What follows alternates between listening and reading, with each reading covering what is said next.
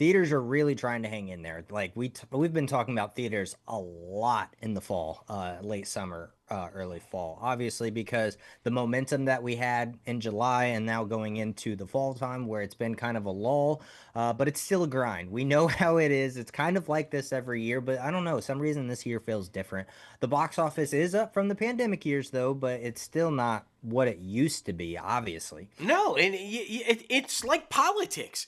We talk about it all the time in the political game, right? Far left, far right, no middle. Well, that's the entertainment industry right now. The middle is what's missing. You've got these huge tentpole blockbuster films like Deadpool and Wolverine or Superman or Inside Out 2.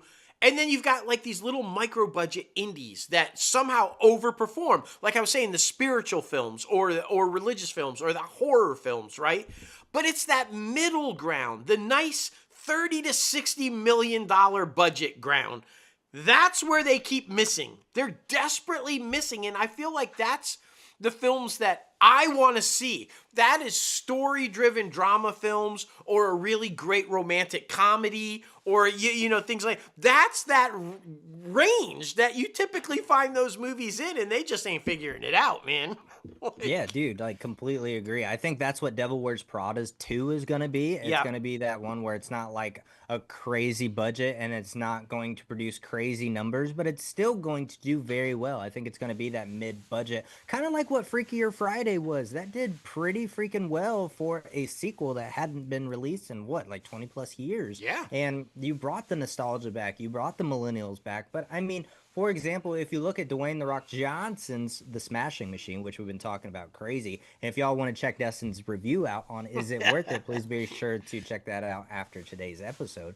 But on paper, it had everything, right? I mean, it had Benny Safdie, it had Emily Blunt, it had Dwayne The Rock Johnson, recently Yeah. one of the biggest movie stars, if not the biggest movie star in town, basically. But like now it's awful. Even to the point where The Rock had to go on Instagram and be like, "Oh, we can't predict how the theaters are." But I've heard so many things. It's just a slow, boring movie. But I mean, that's why it tanked because though that audience isn't really around for those type of films anymore, right? Yeah, no, absolutely. And it's just you you can't swing and miss with that budget. You just can't. You get yourself in big trouble quick.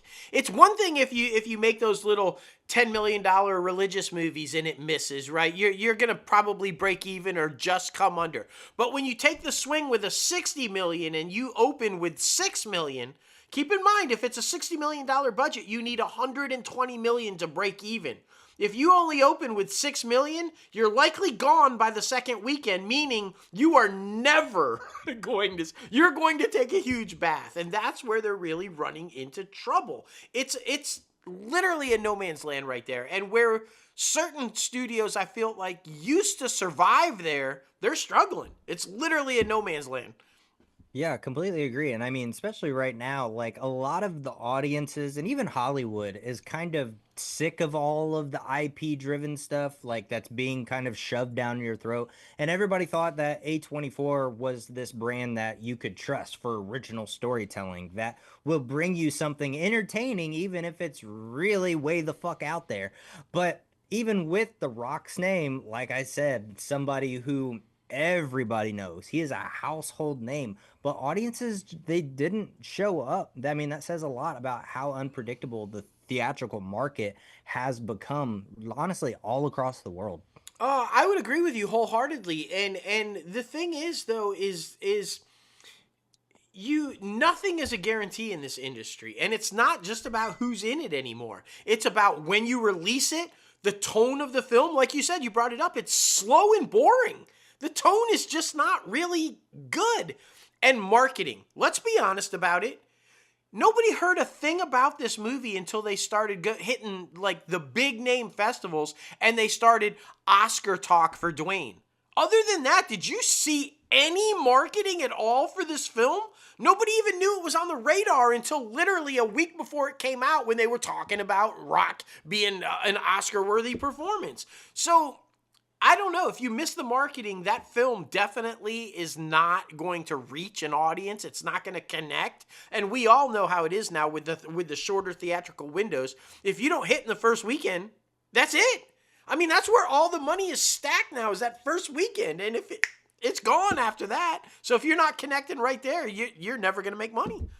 Yeah, completely agree. Yeah, because it came out at Venice Film Festival. That's where you started seeing the standing ovations, The Rock crying, and then of course I feel like a lot of people were watching that on social media too because he is getting skinnier and losing weight for his next role. So that was bringing a lot of people's attention as well. But yeah, it kind of like dropped off. Even its initial theatrical release weekend, everybody like really wasn't No. anticipating it or even caring at all. But I mean, that's why you're seeing theaters either go all in on massive IP or scale way down to indies. There's really no middle ground to be safe anymore. And it's hard too because like we love Disney, honestly, but I think and it's not all their fault, but I think, like I mentioned a little bit earlier, because they focus so hard on the Marvel universe, the industry tried to follow their lead, and that was the problem. The industry tried to copy them, basically,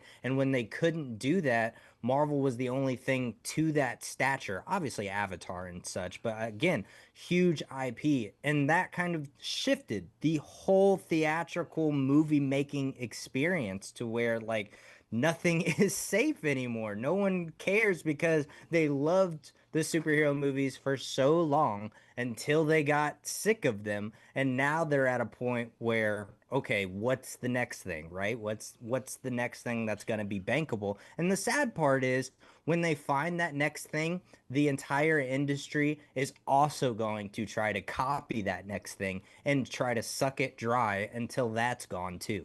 Yeah, and I think that problem would never have existed if Marvel hadn't fallen into its own trap, right? Marvel built that universe out and it was extremely successful because it was spread out. It Hmm. wasn't, people weren't getting over inundated with it. They weren't getting sick of it because they had to wait long periods of time and they were built up wanting to see what was next. And then they fell into their own trap of just like, let's give it to them, give it to them, give it to them, give it to them. And then people got sick of it. And Yeah. that After Endgame, they honestly should have just taken like 2 years to develop their next phase. Like, give people that break of superhero movies because you just had 20 films released by the time Endgame came out. That really was this historic, mega epic end of a chapter, basically, and damn near almost an end of a book. And like, you really should have taken time to develop what would come next because you took all of this time to develop those 20 films up to Endgame. And like, yeah, they should have just taken like a year or two off after Endgame. Yeah, it's unfortunate that they didn't have that Netflix somehow scored the rights because I feel like a good way to have taken a break from what they had done is to now take it street level and build out your street level, right? But Netflix had those at that point, so they couldn't do that. They couldn't build the Daredevil. They couldn't build, the Jessica Joneses. Netflix had that and were very successful with that. But I feel like that's where they could have played out long term and had a nice little gap between the films. Instead, though, when Disney Plus launched, they were like, feed it, feed it, feed it, feed it, feed it. And they had too many. They should have just ended it with WandaVision and waited a little bit before they had the rest of them, right? Let people soak in WandaVision and then wait, what's next? Wait, what's next? Boom. And, kind of spread that out over a couple of year period and then come back into the movies. I think everything would have been okay, but that didn't happen. So, I think, on the movie side, back to the movie side, we're kind of scaring people off a little bit. So I think a lot of indie filmmakers and even bigger name, they're like, it has to be smart, right? Like you brought it up about the theaters. It's kind of like only an event type thing now. But that means smarter releases. You have to go, do you do a smaller release? Do you only do it on like 1,500 screens instead of 4,000? Because then you can kind of control okay, well, we're going to put it in these markets on only this many screens, and we have our best shot for a return on profit, right? Instead of putting it everywhere on 4,000 screens and then nobody's filling the seats. So you got to be smarter about it. And I think that's where they're headed, right?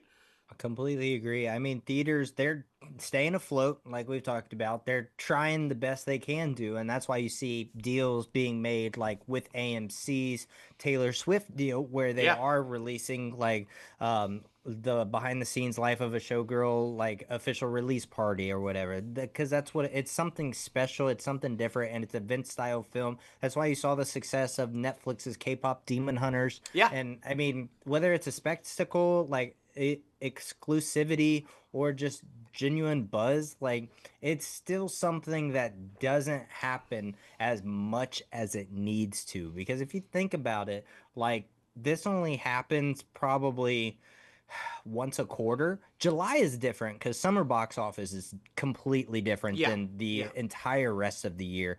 But take July out of the question or out of the conversation, and it's really maybe once every quarter that you get that event style film that people will go to the theater in droves to see, right? Yeah. And because that's exactly what you like.